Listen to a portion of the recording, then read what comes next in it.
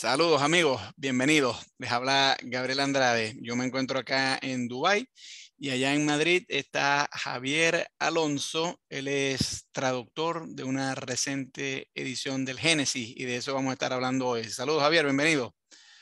Muchas gracias, hola. Bueno, déjame mostrar la portada del libro que a diferencia de los otros de los libros sobre los cuales hemos hablado de tu autoría, este todavía no lo he podido leer porque Ujú. va recién sacado del horno, pero yo dije, nada, igualito es mejor, aún así vale la pena hablar con Javier porque siempre tiene cosas interesantes que decir. Entonces, déjame hacer una pequeña cuña aquí.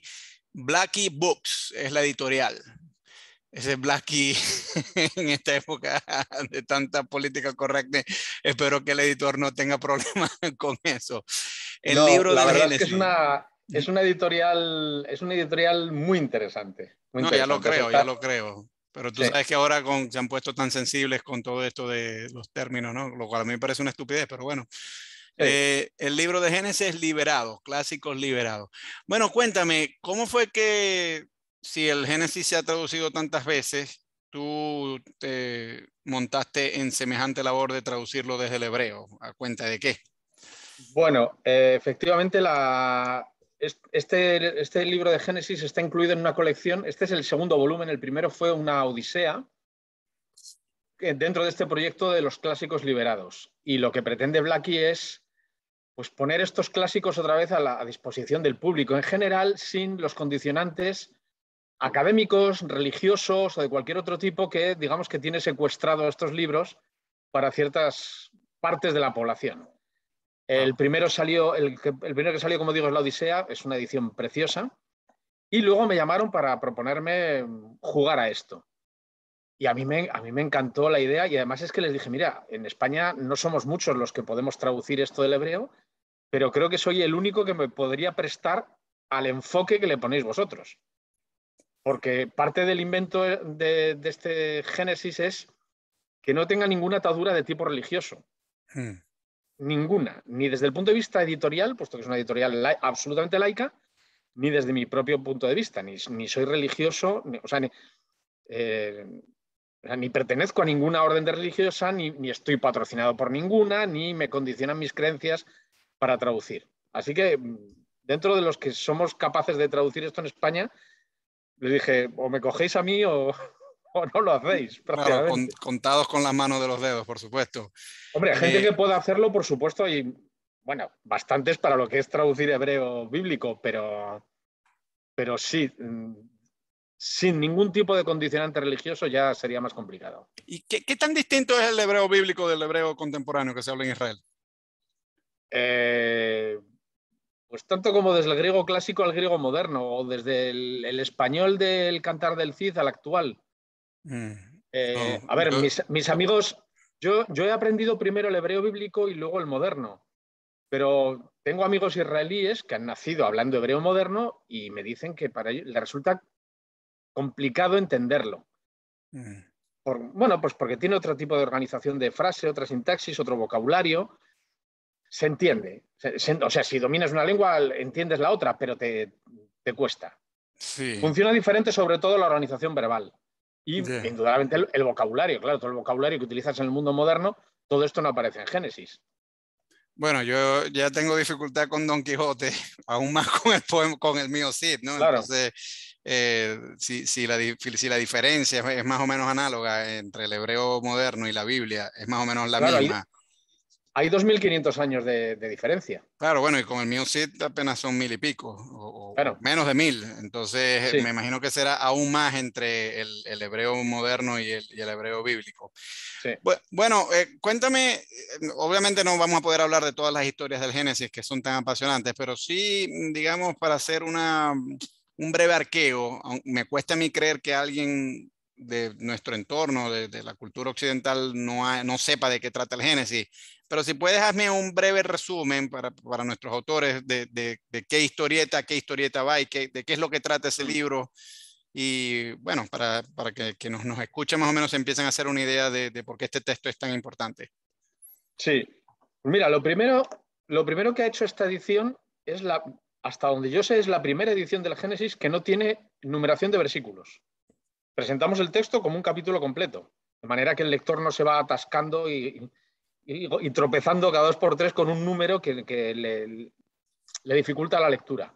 Y luego lo que hemos hecho ha sido dividir el texto completo en los capítulos, los hemos respetado, pero hemos dividido tres fases. El primero es el mito de la creación,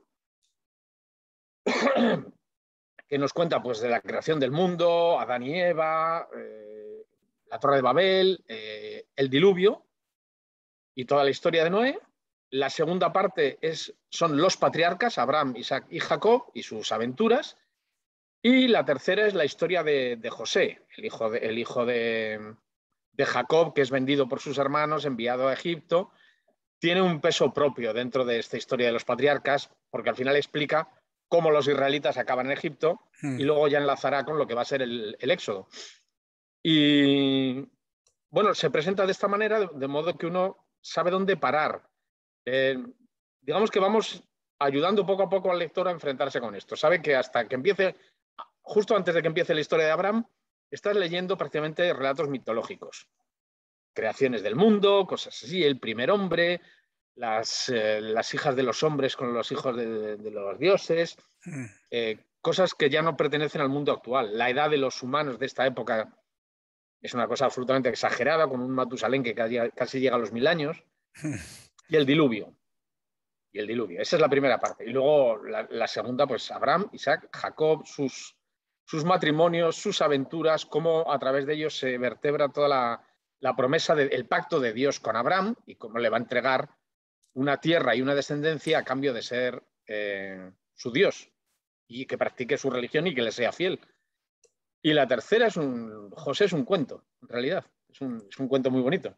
Apasionante, apasionante la historia de José, Sí. que se ha llevado al cine varias veces, Sí. incluso con dibujos animados. Bueno, antes de entrar en detalle en algunas de estas historias, ¿tenemos alguna idea de quién las escribió? A ver, la tradición judía y la cristiana lo que dicen es que lo escribió Moisés. El Génesis forma parte de los 5 primeros libros de la Biblia judía y del Antiguo Testamento, es lo que es el Pentateuco, que es Génesis, Éxodo, Levítico, Números y Deuteronomio, y ahí está constituida toda la ley que Dios le entrega a Moisés en el Sinaí. Es decir, es un introrrelato, puesto que en Éxodo aparece cómo Dios le entrega esta ley a Moisés. Puesto que se la entregó a Moisés, la primera asunción fue, bueno, pues lo ha escrito Moisés. Pero evidentemente, cuando empiezas a rascar en el texto, te das cuenta de que hay textos contradictorios y repeticiones, hay relatos incluso triples, y hay diferentes estadios de lengua. Esto que me preguntabas de si se entiende desde el punto de vista del hebreo moderno, es que dentro del Génesis incluso nos encontramos estadios de lengua diferentes, con una diferencia de cientos de años entre unos y otros. Así que hay que descartar que Moisés sea el autor, aparte de que él cuenta su propia muerte, y eso ya suena bastante extraño, y en otro sitio, me parece que está en Deuteronomio, dice que no había nadie en el mundo tan humilde como Moisés. Un humilde no diría eso. Claro, un humilde no diría eso. Lo que de la investigación ha llegado a la conclusión en los últimos 200 años es que hay varias manos detrás de diferentes relatos y que en realidad el Génesis es un refrito, es un pacto de mínimos de diferentes tradiciones religiosas que tienen su origen en 2 reinos que son hermanos, pero no están unidos. Uno es Judá, con su capital en Jerusalén, está en las montañas de Judea, y el otro es Israel, que ocuparía lo que en la actualidad sería Samaria, tal y como lo llaman los israelíes, o Cisjordania, tal y como lo llaman los palestinos, más Galilea. La capital estaría en Samaria y son pueblos hermanos. Hablan una lengua casi idéntica. Tienen unas creencias religiosas similares, pero no las mismas. Pero tienen, por ejemplo, diferentes patriarcas. Mientras que Judá, su patriarca es Abraham, y las aventuras de Abraham transcurren alrededor del territorio de Judá, los patriarcas de Israel son Isaac y Jacob. Unos llaman a su Dios Yahvé y los otros lo llaman Elohim. Es decir, son parecidos, pero no son exactamente lo mismo. Y en un momento dado hubo una necesidad más política que religiosa de fusionar los textos sagrados de las dos religiones, de los dos pueblos. Mm. Se fusionaron y dio como resultado un primer texto de Génesis, al que luego se añade unas enmiendas por parte de los sacerdotes del Templo de Jerusalén para vigilar bien por lo suyo. Son todos los textos que insisten mucho en los temas, por ejemplo, de pureza o impureza ritual de ciertos animales. En el relato, por ejemplo, del diluvio, si los lectores cogen cualquier versión de Génesis, leerán, en unos sitios se dice que Noé mete una pareja de todos los animales, mientras que en otros se dice que metió 7 parejas de las puras y solamente una pareja de las impuras. Ese texto, por ejemplo, es sacerdotal. Está insistiendo en lo que es bueno y lo que es malo, de acuerdo a la religión del templo de Yahvé en Jerusalén. Claro. Entonces, como resumen para tu pregunta, el Génesis no lo escribió una sola persona, en realidad lo escribieron varias manos diferentes en varios momentos diferentes. Claro, y por eso hay varios estratos. Claro. Yo siempre he escuchado la teoría, y bueno, es la que yo creo que siempre se ha manejado, ¿no? Que cuando el rey de Judá, Josías, surgió, bueno, llevó a cabo, que Israel no era monoteísta, o el reino de Judá, Israel ya no existía porque había sido, las Israel tribus ya no existía. sí, habían sido dispersas por el imperio asirio, pero Judá no era monoteísta en pleno sentido, y de hecho esa es la gran crítica que los profetas siempre hacen, ¿no? Que bueno, que todavía hay ídolos y cosas así, ¿no?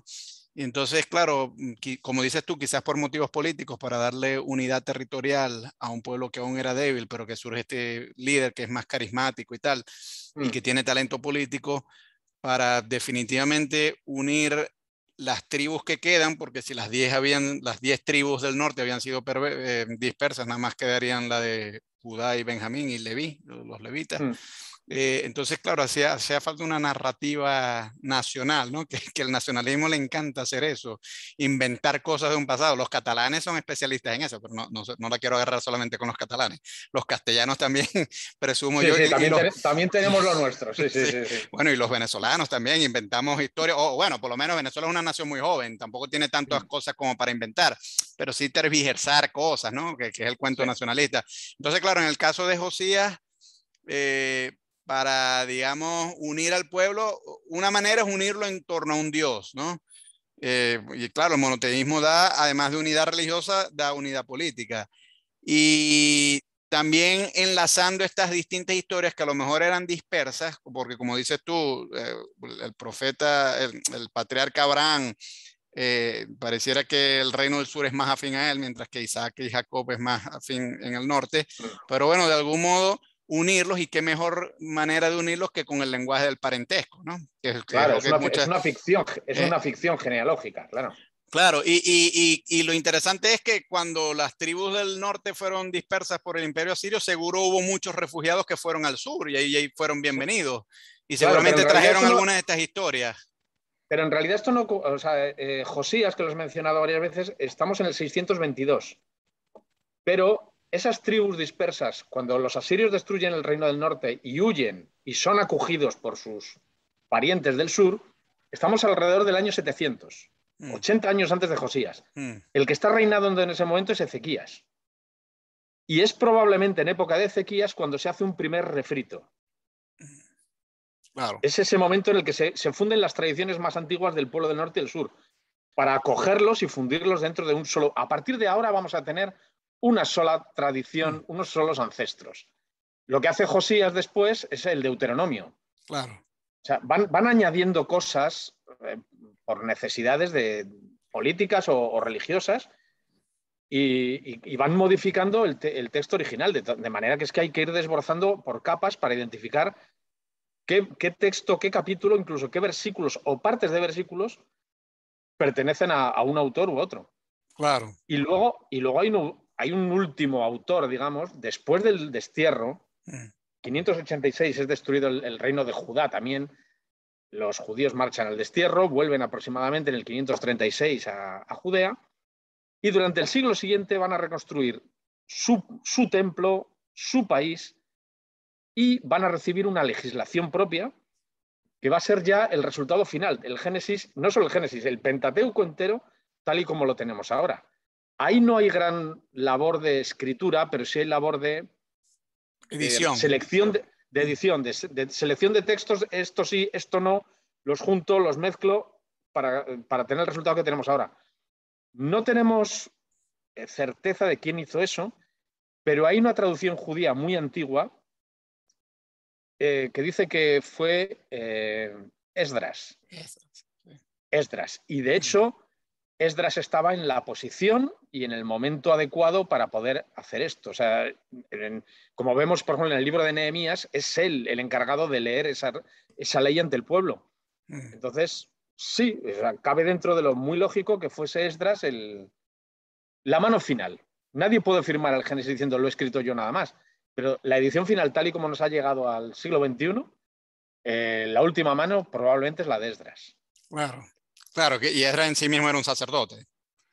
Claro, sí, un experto en ley. Y claro, refleja toda bueno, lo que tú decías, la intención de la casta sacerdotal en asuntos rituales y tal, ¿no? Claro. Efectivamente. Ahora, también en el Génesis siempre se ha dicho que además de ser esta conjunción de estas dos tradiciones del norte y del sur, que a lo mejor en un inicio pudieron haber sido autónomas, pero que el lenguaje del parentesco las unió y tal, también hay otros préstamos. Esto a los apologetas nunca les gusta que uno lo diga, pero es así. Hay préstamos de culturas cercanas, mesopotámicas. Por ejemplo, el mito de Noé. Bueno, eso, una versión más o menos parecida ya está en la épica de Gilgamesh. Claro, está la historia de Utnapishtim en la época de Gilgamesh, efectivamente. Sí. Si a los apologetas no les gusta reconocer esto, es su problema. Es tan obvio, es que tenemos las tablillas mesopotámicas con fragmentos de la epopeya de Gilgamesh y son anteriores a Génesis. Es obvio que hay una deuda literaria de los textos judíos respecto a tradiciones mesopotámicas. Por eso es un Génesis liberado, porque no tenemos ningún problema en reconocer eso y en llamar la atención sobre ese asunto para que el lector entienda de que no es así, que Noé no es el primer tipo que se sube a un barco en la historia, sino que en realidad están versionando para el público judío una historia, israelita más bien, una historia que ya corría por toda Mesopotamia. Sí, pero tú sabes que los apologetas sí dicen, no tanto en relación con el mito de Noé, pero sí con el mito de la creación, porque ha habido quien ha dicho, bueno, esto también quizás viene de un texto también mesopotámico, el Enuma Elish, pero que dicen, pero es que no es comparable porque el Génesis tiene una singularidad, porque siempre cuando en los mitos cananeos o mesopotámicos se crea el mundo, es como si un monstruo se matara y de ese monstruo surge el mundo y tal. Y los apologetas siempre te van a saltar y te van a decir, eso no ocurre en el Génesis. En el Génesis Dios crea el mundo de la nada. Es verdad que hay una segunda creación cuando se crea del hombre de barro y tal. Ellos dicen, no le prestes atención a esa, pero en la primera, ahí eso es muy distinto del resto porque en ningún mito cercano, sea mediterráneo o mesopotámico, hay algo parecido donde un Dios trascendente, omnipotente, etcétera, crea el mundo de la nada. Siempre es más como que hay una guerra y de esa guerra se mata un monstruo y de los pedazos del cuerpo de ese monstruo surge el mundo. Entonces dice, eso obviamente es una singularidad y los apologetas les gusta ir más allá y decir, bueno, y la única forma de explicar esa singularidad es que tiene que ser divinamente inspirada, porque cómo explicar que ellos estando sujetos a tantas influencias no se dejaron sucumbir frente a tanta influencia. Entonces, invocan eso como un argumento definitivo de que tú tienes que aceptar que ese texto es sagrado porque ahí te lo estoy demostrando, pues. En fin, a ver, es verdad, o sea, los redactores del texto bíblico tienen una limitación. Ellos pueden tomar tradiciones externas, pero las tienen que convertir en monoteístas. Vale, perfecto. Eliminamos todos los bichos. Vale, y hacemos una creación del mundo en el que Dios crea el mundo a través de la palabra. Pero ojo, has comentado tú, lo crea de la nada, y eso es una asunción que a lo mejor no tiene por qué ser real. Normalmente cuando cogemos el Génesis, y esto lo sabe presente cualquier, digamos, cristiano cultural de memoria. El Génesis comienza con, en el principio creó Dios los cielos y la tierra. Si tomamos la frase así, parece entender efectivamente que en el principio no había nada y que Dios lo crea. Vale. La primera palabra del Génesis es Bereshit, que es la que se traduce como en el principio. Sin embargo, no todos los estudiosos de la lengua hebrea, y eso es lo interesante de volver al texto original, se puede entender cuando al principio Elohim creó los cielos y la tierra también. A lo mejor no hay que entender tanto que no había nada antes. Vale si es así, si es una creación ex nihilo, como decían. O no, porque lo que hace a continuación Dios en realidad es poner orden. Está separando aguas de arriba de aguas de abajo. ¿Para qué va a crear una cosa mal para luego tener que poner orden? ¿Por qué no la has creado ya ordenado? Eso es lo que hace. O sea, la creación del mundo de Génesis 1 consiste en separar aguas de arriba y de abajo y hacer un ámbito habitable en el centro. Pero la labor de Dios consiste sobre todo en separar las aguas. Pues si lo has creado de la nada, pues haberlo hecho ya directamente así. Sí. Así de sencillo. Sí, Así de sencillo. claro, yo cuando leo este texto, y espero poder hacerlo en cuanto me llegue tu libro, siempre me llevo esa impresión y dice, a mí no me queda nada claro que esto es una creación ex nihilo como nos Claro, quisieron hacer creer siempre, y sobre todo de la es que filosofía medieval, que yo creo que fue la que más insistió en esto. Y entonces, claro, la interpretación de la teología medieval se ha proyectado al Génesis. Pero yo no creo que, bueno, yo no conozco la lengua hebrea, pero leyendo las traducciones yo no lo veo tan claro, precisamente por eso que tú estás diciendo. no está claro. O sea, los dos primeros versículos de Génesis se prestan a esa interpretación. Al principio creó Dios los cielos y la tierra, y la tierra era caos y desorden, ¿vale? O cuando al principio creó Dios los cielos y la tierra era caos y desorden. ¿Eh? Es decir, que ya estaba allí, que ya era caótico. La primera oración solamente es temporal. Cuando decidió poner orden, todo lo anterior era desorden. Luego, no es una creación, es una ordenación de elementos caóticos. Y esa es una. Y eso, ¿cómo lo puede entender un mesopotámico politeísta? Esos elementos caóticos son los monstruos. De hecho, probablemente nuestros oyentes estarán poco familiarizados con la mitología mesopotámica, pero sí están más familiarizados con la griega. Y los monstruos en la mitología griega lo que están representando es el caos, lo que no se adecua al orden establecido y bueno para los humanos. Por eso hay héroes como Hércules que se dedican a matar alimañas, porque van contra la naturaleza tal y como debería ser. Es el caos. Se presta a muchas cosas, pero no tenemos al autor original para que nos cuente exactamente cuál era su intención. El problema es que estos textos siempre han sido interpretados de una manera condicionada ya por la fe posterior. Yo no digo que sea tendenciosa, pero están condicionados. Bueno, otro asunto filológico sobre el cual te quiero consultar, aprovechando este texto, es el uso del plural cuando se narran estas cosas, porque diera la impresión, si uno va no a las traducciones tendenciosas que tratan a toda costa de esconder esto, pero las buenas, como yo sé que es la tuya, o bueno, las que realmente tratan de serle más fiel al texto original, ahí uno se lleva la impresión de que es Dios hablando en plural como si fueran nosotros. Y eso implicaría que no es un solo Dios el que está haciendo esto, sino son varios. Entonces eso pareciera implicar que por lo menos quien escribió eso tenía algún rastro politeísta. ¿Cómo ves tú eso? Sí, a ver, uno de los problemas, por ejemplo, de una traducción. Si nosotros cogemos una traducción, yo creo que están más extendidas en Latinoamérica que en España, en la que veamos que cada vez que habla de Dios se le pone el nombre de Jehová, esa traducción está condicionada por las creencias del traductor. ¿Por qué? Pues porque hay uno de los mandamientos de Dios a Moisés en el Sinaí es no tomarás el nombre de Dios en vano, es decir, no se puede pronunciar el nombre de Dios. ¿Qué es lo que hacen? Pues tomar las consonantes de la palabra Yahvé y las vocales de la palabra Adonai, que significa Señor o mi Señor, y crear un híbrido que en realidad no existe en hebreo. Jehová es una palabra que no existe, no significa nada. Es una alternativa para no pronunciar el nombre de Dios. Bien, En muchas Biblias cristianas lo que vemos es simplemente Dios.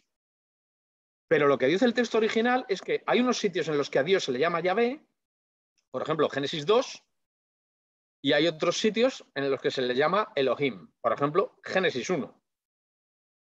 Bien. Y ahí va es decir, en origen son tradiciones de dos pueblos que le ponen a su divinidad un nombre diferente. Quizá tenga rasgos comunes, ¿eh? Pero tiene dos nombres diferentes. Yahvé no tiene problema. Yahvé es el verdadero nombre de Dios, el que un judío no puede pronunciar. El nombre de Elohim es a lo que tú te referías. Gramaticalmente es un nombre plural. Elohim, la terminación im es plural masculino en hebreo. Lo que pasa es que en los textos bíblicos el verbo que acompaña a Elohim está en singular. Es decir, para el momento en que se ha escrito el texto, aunque el origen de la palabra sea plural, ya está considerando que ese Dios solamente es uno. ¿Vale? Por ejemplo, nosotros tenemos nombres, especialmente nombres de mujeres en el mundo cristiano, Sí. que son plurales. Ángeles. Ángeles, reyes, dolores y cosas así. Pero decimos, Ángeles vino a mi casa. Es una sola Ángeles, lo entendemos todos. Bueno, el texto bíblico está en ese nivel. Lo que pasa es que el nombre de Dios sea plural, quizá nos está señalando en una dirección de, si pudiéramos retroceder en el tiempo más allá de la redacción del texto, probablemente nos estamos enfrentando a un texto o a una tradición politeísta, que ya los israelitas que escribieron este texto ya no tenían. Pero en origen eran varios dioses, que es lo que tenemos en las tradiciones mesopotámicas como el Enuma Elis. Hay un aroma, hay un aroma de que están intentando limpiar su imagen que sí, pero bueno, yo me se detecta en pregunto muchos sitios. si el redactor final, que suponiendo que haya sido Esdras, no sé, no tuvo como un relacionista público que le hubiese dicho, señoría, tenga cuidado, cambie esa palabra, porque ahí nos está traicionando el inconsciente al poner... Yo creo que para ellos ya no era un problema, puesto que la preservaron sin demasiado conflicto, no la eliminaron de los textos. Pero es verdad que con los años, o sea, hoy en día nadie llama a Dios Elohim. Es una palabra desterrada del judaísmo moderno. Al final sí ha caído en desuso. Pero entre los redactores bíblicos, yo creo que ya daban por hecho que gramaticalmente era plural, pero que para ellos era singular. Ahora, Claro, lo que hubiera pasado un par de siglos antes era otra historia. claro. Bueno, háblame un poco de los patriarcas. ¿Hay motivos históricos para asumir que sí existieron, que no existieron? ¿Cómo ves eso? Yo creo, o sea, como me resumo muy rápido tu pregunta, creo que no existieron. Especialmente llamativo en el caso de Abraham, porque su nombre es una etimología. La palabra Abraham la podemos descomponer en tres elementos que significan padre de un gran pueblo. Así que en realidad nos está reflejando Bueno, pero la pudo haber esencia. sido un título después. O sea, por ejemplo, Claro, Ataturk, el fundador eso de es. Turquía, mucha gente, él no se llamaba así, él se llamaba Kemal, Mustafa Sí, Kemal. Mustafa Pero Kemal, sí. la gente lo llama Ataturk y cuando se va a escribir una historia de Ataturk, que es el padre de los turcos, pues la gente ya no pone Mustafa Kemal, sino que pone Ataturk. Ahora, eso no implica que Claro. Ataturk no haya existido. Entonces, del mismo modo, esa etimología que tú mencionas, Abraham, yo no lo veo como prueba de que no haya existido, porque puede ser que... No, no, a ver, yo creo, sin pruebas, lo que me imagino. Estamos pensando en un mundo en el que todavía tiene mucho más peso las relaciones tribales que la monarquía en sí. Entonces, tenemos unas tradiciones tribales del Reino del Sur basadas alrededor de un personaje al que le hemos puesto el nombre de Abraham, como le podríamos haber llamado Ataturk. Vale, pero desconocemos el nombre. Bueno, de hecho cambia el nombre en un momento dado, se llamaba Abraham en más corto. Bien, luego se crea una ficción literaria en la que Isaac se convierte en su hijo y Jacob en hijo de Isaac. En el caso de Jacob también tenemos un episodio en el que después de luchar con ese ser divino que no sabemos quién es, si es un ángel o es el propio Dios, cambia el nombre y se llama Israel. Pero es que Israel etimológicamente también es algo así como Dios es un varón fuerte o Dios es un guerrero fuerte o algo así. Están cambiando los nombres para crear entidades superiores. ¿Que en origen son tribus? Bueno, pues plausible. Lo que pasa es que las tradiciones de Abraham, bueno, quizás reflejan una inmigración desde Mesopotamia hacia Judea. Puede ser, pero tanto como para pensar que existieron los personajes en sí, yo creo que tienen demasiados elementos literarios. Son demasiado literarios desde el punto de vista de la construcción del personaje. Sí. Bueno, yo siempre le he escuchado a arqueólogos decir que hay muchos anacronismos, que por ejemplo que aparecen Sí, camellos y en la época en que por ejemplo, supuestamente vivieron los patriarcas, Abraham, Isaac no había y Jacob, camellos. no había camellos, ¿no? Y cosas así por el estilo. Mm. Y además la cosa de los números, ¿no? O sea, como de una familia de Abraham, Isaac y Jacob, ya para el momento en que nace Moisés, ya se han reproducido tanto así. Bueno, supongo que matemáticamente sí es posible, pero sabemos que por lo general no es así como funcionan las descendencias. Bueno, mira, te voy a contar una curiosidad del libro. Cuando le ponemos las notas al libro, este Génesis no tiene las notas habituales de un texto bíblico normal que tengamos en otra Biblia, sino que nos hemos ido muchas veces a ciertos detalles que nunca se tratan, como machismo, ciertos comportamientos poco éticos de Abraham o comentarios de gente brillante a lo largo de todos los siglos sobre ciertos episodios, pero desde su propia óptica. Por ejemplo, Fibonacci, el matemático, el inventor de la sucesión de Fibonacci. Bien, pues Fibonacci hizo un cálculo, fijándose en el texto de Génesis, él lee que Noé introduce en el arca una pareja de conejos. Y según parte de la versión que tenemos del Génesis, el Noé y su familia y los animales permanecen todo un año dentro del arca antes de poder salir. Ay, te perdí el audio, pero bueno, debe ser que a veces va y viene. No, te pido que no te vayas, porque eso va y viene. A ver, habla ahora. No, sigo sin el audio. Si seguimos con problemas, lo que haríamos es que cuelgo y te vuelvo a llamar. Pero no, pero ya va, pues todavía no cuelgas. Habla ahora, a ver. ¿Me oyes? Ahora sí, disculpa. Ahora sí. Sí. Bueno, pues eh, comentaba el asunto de Fibonacci. Eh, Él dijo, bueno, el texto nos dice que Noé introduce una pareja de conejos y que estamos en el arca un año entero. Bueno, pues calculó, teniendo en cuenta, yo la verdad es que luego cuando leí esta nota que redactamos, me fui a comprobar el asunto. Resulta que un conejo llega ya a una edad adulta capaz de procrear, no sé si era algo así como al mes de vida, una cosa así, o 2 meses de vida. Claro. El tiempo de gestación de un conejo está alrededor del mes o no llega. ¿De Y, dónde crees que salió el conejito de Playboy de Hugh Hefner en su claro, mansión? exactamente. Las conejitas de Playboy. Claro, y una camada de conejos tiene una media de 5 crías. Bueno, pues Fibonacci calcula que un año después habría en el arca de Noé un total de 288 conejos. No está mal. Bueno, pues yo creo que a los israelitas en Egipto les debe pasar un poco lo mismo. Si vemos la lista de los que salen de Egipto de la mano de Moisés, han pasado 400 años desde que han bajado los 12 hijos de Jacob con sus familias. No llegan a lo de los conejos, pero cerquita se andan. Sí, hay inconsistencias de todo tipo en el texto. Pero Sí, lo hacen más rico. no, claro. Es que, o sea, sin duda es una de las grandes piezas de la literatura y en en la Biblia hay libros muy aburridos. O sea, tú lees el Levítico y es un montón de leyes aburridas, cronologías, genealogías también en Levítico, pero Génesis es uno de los grandes, es de los libros más cinematográficos de la Biblia, porque es de donde más historias sazonadas hay. Sí. Hablando de esa sazón, quisiera que me hablaras un poco de los aspectos sexuales del Génesis, porque hay tantos, o sea, yo pienso en tantas historias sexuales del Génesis.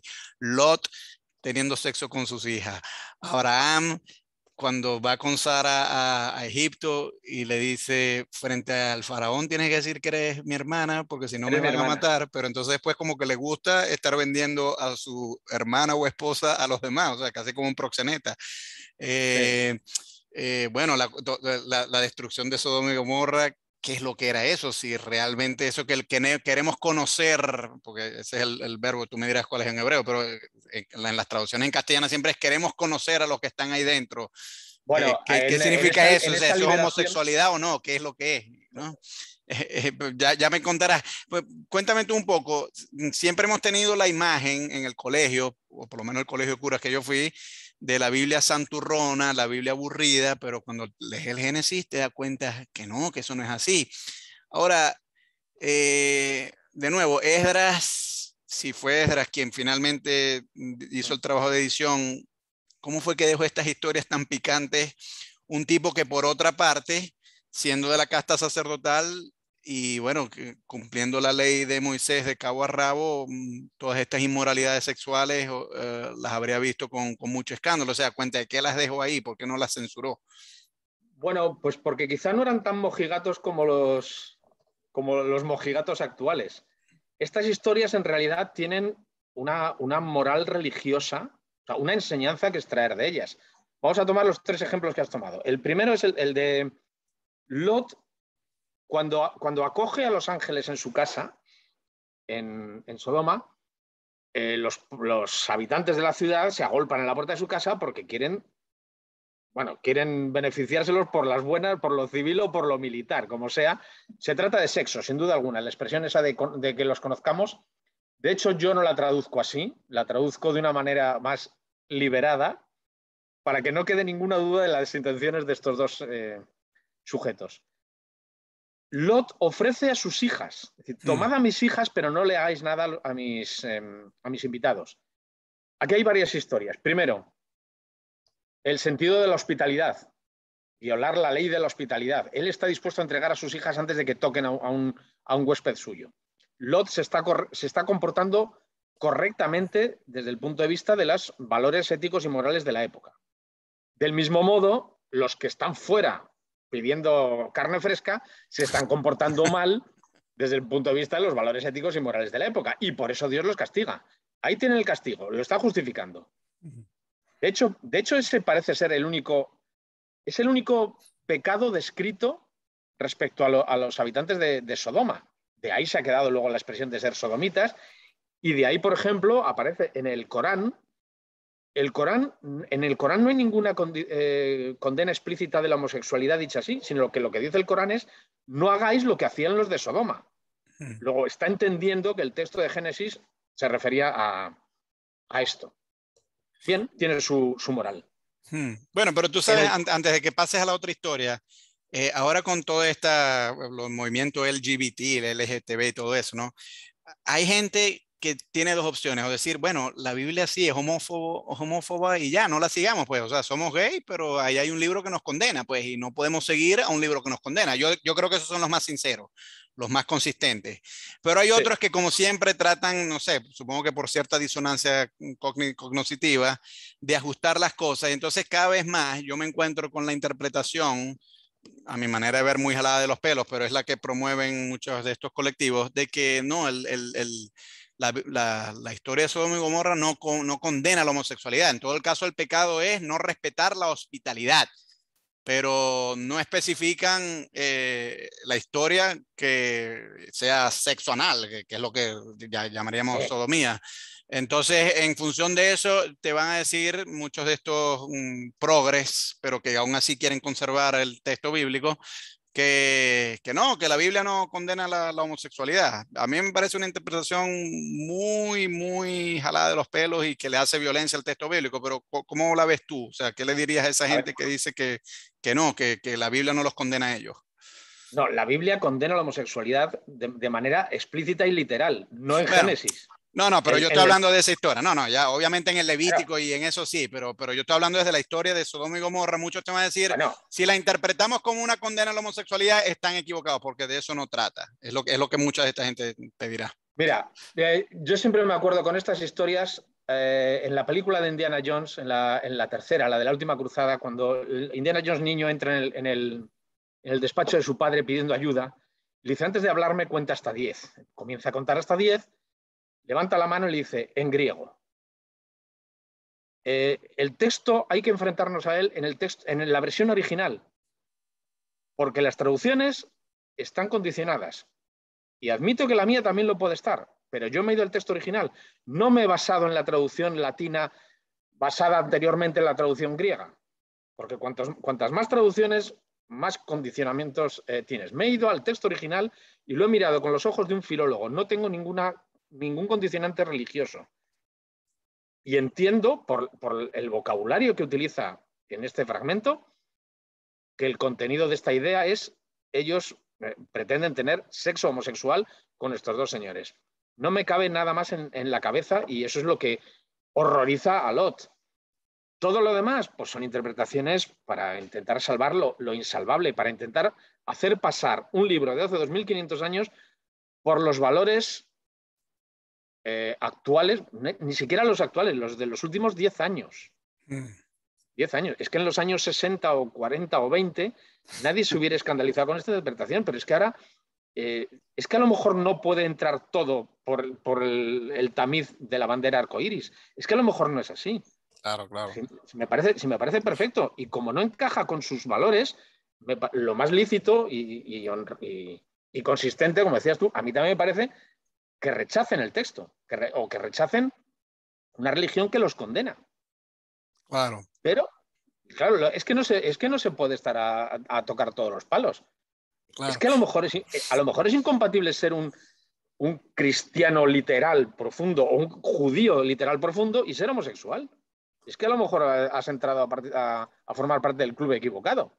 Claro, eso es lo que yo siempre les digo. No, Y no por trates club equivocado me refiero a la religión, no a tu opción Sí, sexual. sí, claro, Y claro. No trates de hacer compatible lo que no es, renúncialo claro, ya. no. ¿Que quieren hacerlo de todas formas?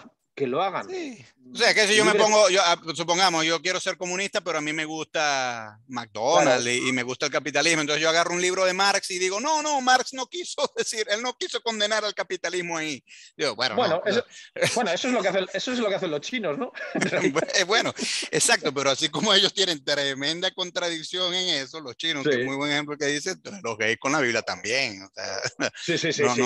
así del mismo modo en que los chinos le han venido haciendo violencia a los textos fundacionales del comunismo, estos gays le hacen violencia a los textos fundacionales de la religión judía y bueno, que luego pasó a ser la religión cristiana. Pero tú sabes que hablando de esto de sexo, hay un aspecto donde yo sí estoy dispuesto a defender una interpretación que lo que tradicionalmente se ha considerado como un pecado, en realidad no lo es, que es el onanismo. En la historia de Onán, Onán, por la ley del levirato, le toca darle descendencia a su cuñada, a Tamar. A su cuñada. Correcto, ¿no? Porque su hermano había muerto, pero entonces, claro, la labor de él es impregnarla a ella y ese niño... Vale, guardemos 30 segundos de silencio para que nuestros oyentes visualicen la situación de tener que dar descendencia a tu cuñada porque tu hermano ha muerto. Claro. Pero, que respiren profundamente, sí. Cierren los ojos, lo visualicen y ahora se pongan en el pellejo del pobre Onán. Claro, pero esto estaba en la ley, era la ley del levirato. Es la ley. Tenía que cumplirlo, ¿no? Y entonces, claro, yo supongo, no, el texto no lo deja claro, pero yo supongo que Onán dice, un momento, si este niño nace, la herencia de mi hermano va a ir a él, no va a ir a mí. Y por lo tanto no me conviene que ese niño nazca. Entonces, claro, ahí es donde el texto dice y derramaba las semillas al piso y claro, tal. Pero a mí en el colegio... El texto no lo dice, pero se está basando en otra ley del Pentateuco que sí lo dice expresamente, que ese hijo será el heredero y considerado hijo legítimo del muerto, no tuyo. Exacto. Y eres bueno, como eres como un donante de semen, pero luego te desentiendes de todos los derechos de herencia, de propiedad o de descendencia de ese hijo que tú has engendrado. Claro, pero si mi hermano muerto había dejado propiedad, a mí me tocaría un pedazo más grande si ese niño no nace. Pero al nacer ya yo tengo que entregar propiedad porque hay que repartirse el pastel entre más personas, ¿no? Y en el colegio, supongo que tú también, siempre nos enseñaron el pecado de Onán, asumiéndola la masturbación. Pero aquí yo sí creo que hay que darle la razón a quienes quieren decir, tú me dirás si estás de acuerdo conmigo o no, pero yo sí creo que aquí habría que darle la razón a los que nos dicen que en ese texto ahí no hay una condena de la masturbación en realidad, hay una condena de no cumplir la ley del levirato y quizás Onán lo hacía no porque el tipo le gustaba masturbarse propiamente, sino que él sabía, si la impregno me quedo sin esa pedazo de Claro, propiedad. claro, en Entonces, realidad lo que dice el texto literalmente es que se derramaba en el suelo, es decir, que antes de eyacular dentro de ella, claro, pues el hacía lo coitus que interruptus y tal. el coitus interruptus. Claro, Entonces, pero espero que después de esto me sigas presentando como experto en Biblia y no experto en onanismo, ¿eh? exacto, pero precisamente la palabra onanismo, yo creo que viene mal aplicada a la interpretación posterior, no sé dónde vendrá, supongo que es una interpretación cristiana, Sí, no es muy propiamente, tardía. sí, es tardía, no creo que sea judía, precisamente de malinterpretar esta historia. Entonces, bueno, yo a los gays no le doy la razón cuando ellos dicen que la Biblia no condena la homosexualidad en esa historia de Sodoma y Gomorra, pero yo sí le doy la razón a los más liberados sexualmente que dicen que la historia de Onán no está condenando la masturbación propiamente, No, ¿no? no, Para nada. correcto. Así que, Dentro de estas historias de sexo, a mí me llama mucho la atención una que pasa desapercibida casi siempre porque es muy breve y porque no es uno de los episodios principales. Después de la destrucción de Sodoma y Gomorra, Abraham y su sobrino Lot deciden separarse porque la tierra es muy pobre y no da para tener los ganados de los dos juntos. Abraham se queda en lo que va a ser la tierra prometida, la tierra de Israel, y Lot marcha al otro lado del Mar Muerto en lo que va a ser la Jordania actual, pero que queda fuera, digamos, de los territorios de la tierra prometida. Y justo en ese momento se nos cuenta que Lot tiene dos hijas, esas dos hijas que ha ofrecido antes a sus conciudadanos, y que estas dos hijas ven que no van a poder encontrar pareja dentro de ese lugar donde han llegado. Así que deciden, mediante engaño y borrachera, acostarse con su propio padre y tener descendencia de él. Claro, esto sí que es llamativo. Aquí ya estamos con el incesto. Y de luego, esto no es de lo que nos enseñaban ni en tu colegio, ni en el mío, ni nada, pero está en el Génesis. sí, sí, claro, Está en el Génesis, no solamente en la versión liberada, sino en cualquier otra versión. claro. Yo cuando lo traduje, pues entra la curiosidad y empiezas a mirar comentarios de Génesis y tal, e incluso los comentaristas de los textos bíblicos, que pues, Von Rad, por ejemplo, tiene un libro de 400 páginas comentando el Génesis, casi pasa de puntillas sobre este asunto. Ya no saben ni cómo tratarlo, porque en realidad la mayoría de los comentaristas también pertenecen a una creencia cristiana. Yo lo que creo es que en este caso, estos son fake news de la antigüedad. Lo que están diciendo es, esa gente del otro lado del Valle del Jordán están emparentados con nosotros. Ellos lo saben, culturalmente están emparentados, lingüísticamente están emparentados. Son sus primos. Pero son los primos asalvajados del otro lado del Jordán que de vez en cuando hacen estas cosas que entre nosotros son inconcebibles y están prohibidas. Pero que ellos lo hacen. Es el primo bruto del pueblo. Sí, claro. Pero queda ahí, de manera que en la memoria colectiva queda que nuestros primos descendientes de Lot pues hacían este tipo de cosas raras. Y hay cosas así, o sea, hay que leer con mucho detalle el Génesis para Claro. ver la cantidad de intenciones secundarias que puede haber en todo esto.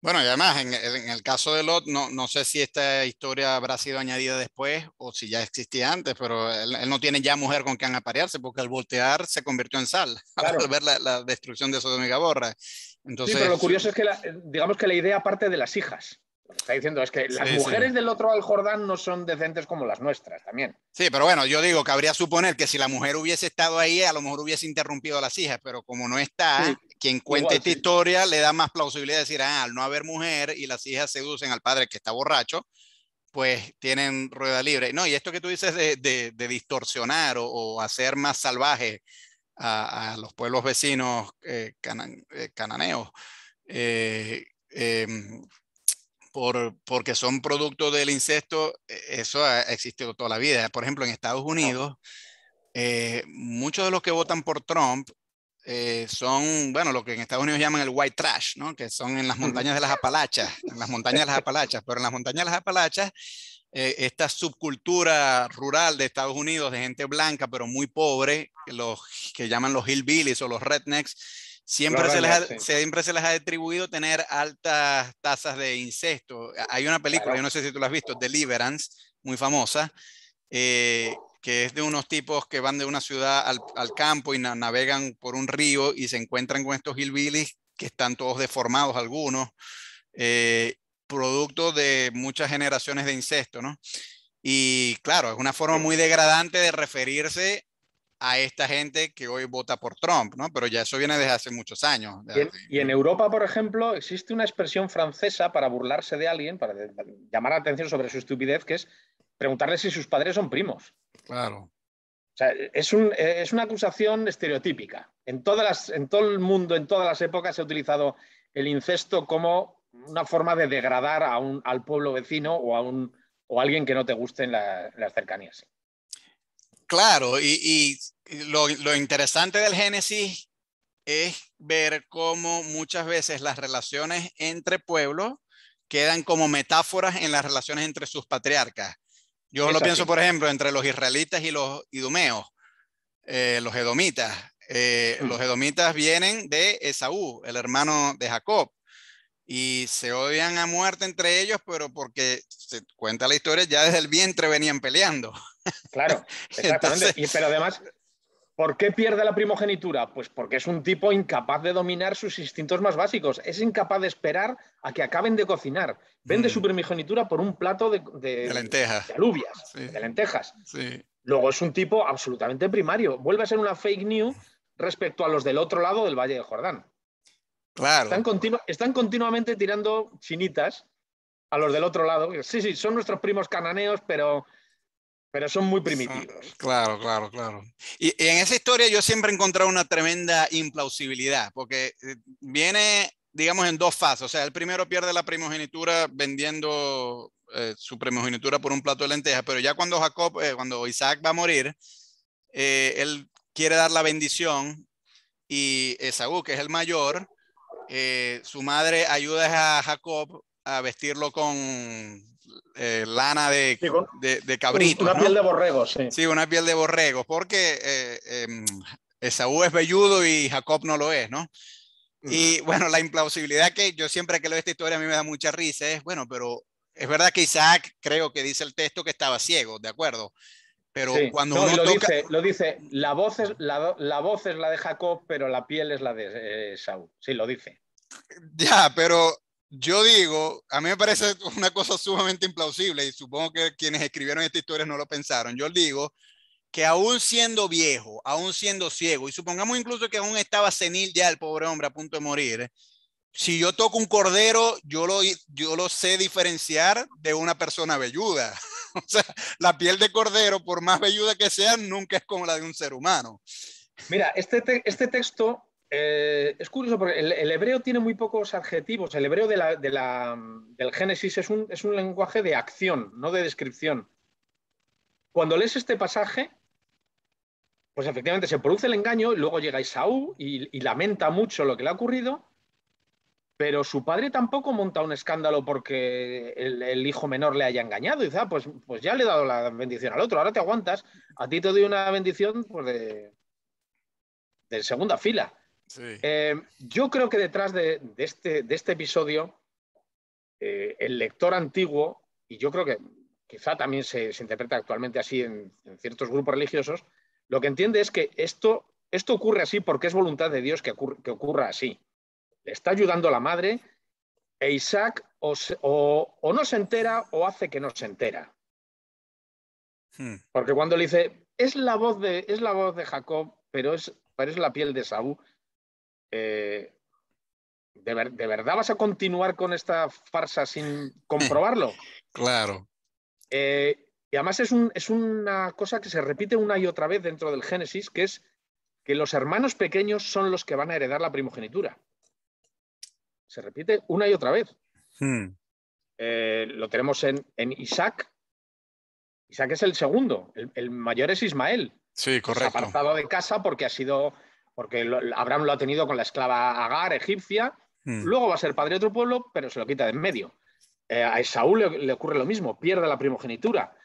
La conclusión final de los textos bíblicos es que la preeminencia, y así aparece además en las bendiciones de Jacob, es que la vara permanecerá en Judá, pero Judá es el cuarto hijo. Hay 3 por delante que van a perder la primogenitura por diferentes, Rubén, Simeón y Leví. Leví porque no tiene tribu, y Rubén y Simeón porque participan participan en una acción criminal, que es la venganza de la matanza en Siquén por haber violado a su hermana Dina, pero que lo hacen sin el consentimiento de su padre. Pero el hecho es que, incluso en el caso de Caín y Abel, el favor de Dios en general es una constante en el Génesis, no va al hermano mayor, al que teóricamente le correspondería la primogenitura, sino que va siempre al segundo, o en el caso de Judá, incluso el cuarto. Claro. Bueno, en esta historia, ya para ir cerrando, donde Isaac toca a Jacob con las pieles de cabrito, a pesar de que, bueno, Isaac cree que es Esaú, pero la mamá le dice, no, es la voz de Jacob, pero en realidad es Esaú. Entonces, hay una historia en la Odisea, casualmente, y digo casualmente porque es el primer texto de la colección esta en la que, de Blackie Books. Sí. El cíclope, cuando Ulises sale de la cueva, él sale agarrado de unas ovejas, él va por debajo, ¿no? Y el cíclope también las toca, ¿no? Y sí, claro, porque el cíclope no ve, las toca. Y entonces cuando se da cuenta de que es una oveja, las deja pasar. Y claro, Odiseo y los que lo acompañan van agarrados abajo. Yo no sé si a lo mejor habría habido una historia madre común que haya desembocado en estas dos, quién sabe. Bueno, son diferentes, pero sí hay elementos comunes. Y los elementos comunes, bueno, eso lo conoces y a lo mejor alguno de nuestros oyentes lo conoce. Aquí el maestro de todo esto de los elementos comunes en las narraciones populares es Vladimir Prop. Hay una serie de elementos, no los identificamos todos en todos los relatos, pero sí se van repitiendo en todas las culturas, en todas las épocas. Y sí, o sea, hay elementos comunes, sí, hay un ciego y hay un engaño a través de la piel de un carnero con un humano debajo, además, en un caso y en el otro.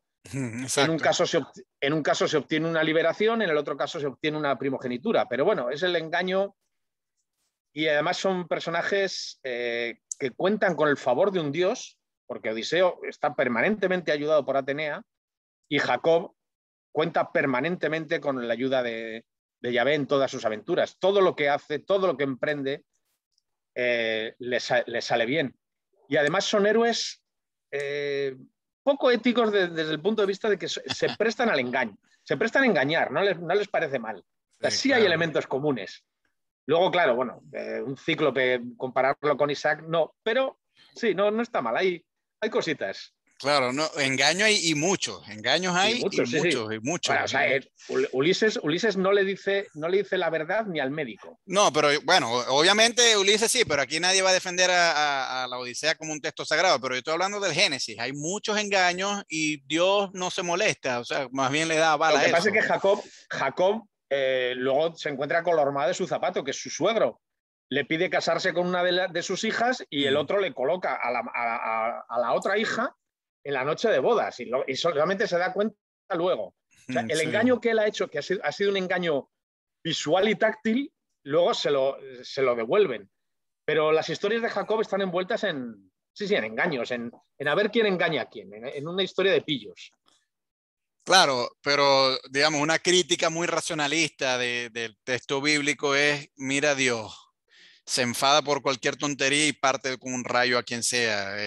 Una historia, por ejemplo, que va caminando el arca de la alianza y está a punto de caerse y alguien trata de que no se caiga, le pone la mano y ¡puf!, lo mata en el acto, ¿no? O sea, es un Dios muy caprichoso que mata a diestra y siniestra, pero cuando hay personajes así pícaros que hacen trampa, de dudosa moralidad, Dios, bueno, mira para otro lado y lo deja pasar, ¿no? Entonces esa arbitrariedad siempre ha molestado. Dice, bueno, pero ¿qué clase de esto? O sea, es un tipo muy rígido, es una divinidad muy rígida moralmente cuando le conviene, pero en otras cosas se hace la vista gorda, no es muy consistente ese Dios, ¿no? Sí, efectivamente. Bueno, Javier, mira, ya para irnos, te digo una cosa, el Génesis, bueno, yo lo he leído desde toda la vida, lo quiero volver a leer con tus expresiones que estoy seguro que le dan una vivacidad. A mí lo que me pone muy triste del Génesis es la forma en que los últimos años se ha venido a usar, porque lamentablemente, en vez de sacar a la palestra pública o en los medios estas historias tan entretenidas que hay de los patriarcas, que para mí es el ciclo más entretenido, yo diría que de todo el Antiguo Testamento para mí. Sí. Lamentablemente el Génesis se cita una y otra vez para bueno, primero decir que el hombre coexistió con los dinosaurios, por ejemplo, ¿no? O que no hubo teoría, que no hubo, que la evolución no existe y cosas por el estilo. Y yo, bueno, mi esperanza es que se retome la cualidad narrativa del Génesis, que realmente es muy buena. Eso nadie le puede quitar el talento literario que tuvieron estos señores cuando escribieron esas cosas. Eh, y ha sido tanto el énfasis en los primeros capítulos que son los que se usan para tratar de, o los que se usan en contraposición al darwinismo y todo eso, que se ha dejado la riqueza literaria de los ciclos de los patriarcas por fuera. Y bueno, yo espero que tu libro sirva para rescatar esa belleza del Génesis y quitársela de la mano a esos locos fundamentalistas que están más en el mundo anglosajón que en el hispano, pero en Latinoamérica están empezando a crecer más, y no sé si en España, pero en Latinoamérica sí están empezando a crecer más, que te quieren citar al Génesis, bueno, como si fuera un texto científico y no con estas virtudes narrativas que tanto tiene. ¿Tienes un comentario? De eso se trataba, de eso se trataba. Por eso es un Génesis liberado, porque no está sujeto a los condicionantes religiosos de la Iglesia Católica o del judaísmo, pero tampoco de los creacionistas, Sí. ni del que lo utiliza como un arma política, por ejemplo. Es que lo coja el lector, que lo lea y que lo trate pues, como un texto más de la antigüedad, como la Odisea, o como la Guerra de las Galias de César, o como cualquier otro texto antiguo, libre, para que Y ellos me lo decías entiendan. que además de eso incorporan algunos textos, además del de Fibonacci que me contaste sobre los conejos de Kierkegaard, Sí, ¿no? Y otros filósofos que han pues comentado sobre el te Génesis. cuento. Sí, o sea, esta edición del Génesis lleva, pues como las ediciones de CDs de música, lleva unos capítulos introductorios para que el lector se sitúe, pero después del Génesis lleva varios textos largos, que son, por ejemplo, unos de Sara Mesa, unos de Stephen Hawking, desde el punto de vista de un físico moderno, Sí, tratar la cosmología. creación del mundo. Arthur Dobb, Vinicius de Moraes, con una canción, la enciclopedia de Diderot y d'Alembert, un romance y Temor y temblor de Soren Kierkegaard. Sí, Y claro. sus visiones particulares. No te intenta convencer de nada, sino simplemente es cada uno en su momento, desde su punto de vista, han entendido lo que les ha parecido del Génesis y ahí está para que luego ya la gente se forme una opinión. El resultado final es un Génesis completamente diferente al de cualquier Biblia moderna. Bueno, y luego las ilustraciones. Todas las obras de arte que aparecen es arte sacro, pero es arte sacro no el habitual que estamos acostumbrados, sino arte sacro, obras absolutamente sorprendentes, algunas en el contenido general y otras en los detalles. Por ejemplo, hay un arca de Noé en el que suben dos unicornios blancos pequeñitos que son una auténtica maravilla, que es que dan ganas de llevárselos a casa. Vale. No es el arte habitual que estamos Sí. acostumbrados a relacionar con este relato, pero son obras de los últimos 5 siglos maravillosas y que enriquecen el libro. El libro es es una criatura mía, pero me parece una auténtica maravilla. Bueno, enhorabuena. Este Vinicio Moraes es el del autor de Chica y Ipanema. Sí. Ya, no sabía yo que había compuesto una canción basada en el Génesis. Sí. Pero bueno, más motivo para sentir agrado por Vinicio Moraes. Yo estuve en Ipanema, estuve en Ipanema hace unos años y recuerdo que al ver esa playa tan bella, yo dije, bueno, este Vinicio Moraes tenía suficiente inspiración para escribir esa canción. Y no sé cuál es esa canción que él escribió sobre el Génesis, pero con un libro tan rico como el Génesis hay bastante para inspirarse y escribir composiciones musicales, pictóricas, filosóficas, Sí. como Kierkegaard, tantas de esas. Déjame mostrar el libro antes de irnos, la portada, nuevamente, el libro del Génesis liberado. Ya he hecho mucho énfasis en que está liberado de fanatismos, de interpretaciones tendenciosas y de traducciones también tendenciosas, ¿no? Ha sido traducido por un eminente filólogo español, Javier Alonso López, por la editorial Blackie Books. Y yo me pregunto si sabes cuál será el próximo número de esta edición. Sorpresa. Sorpresa. Sí lo sé, pero no me dejan hablar. No te lo dejan hablar. Bueno, pues. Sé que hay por lo menos ya 2 clásicos liberados más en preparación y que el proyecto es seguir adelante. Vale, bueno, enhorabuena. Pero ninguno defrauda, ¿eh? No, no, ya, sí, el primero fue la Odisea y ahora el Génesis, pues imagínate. Bueno, Javier, enhorabuena y espero poder contar contigo en una futura ocasión. Un placer, como siempre. Un Vale, abrazo. adiós. Adiós.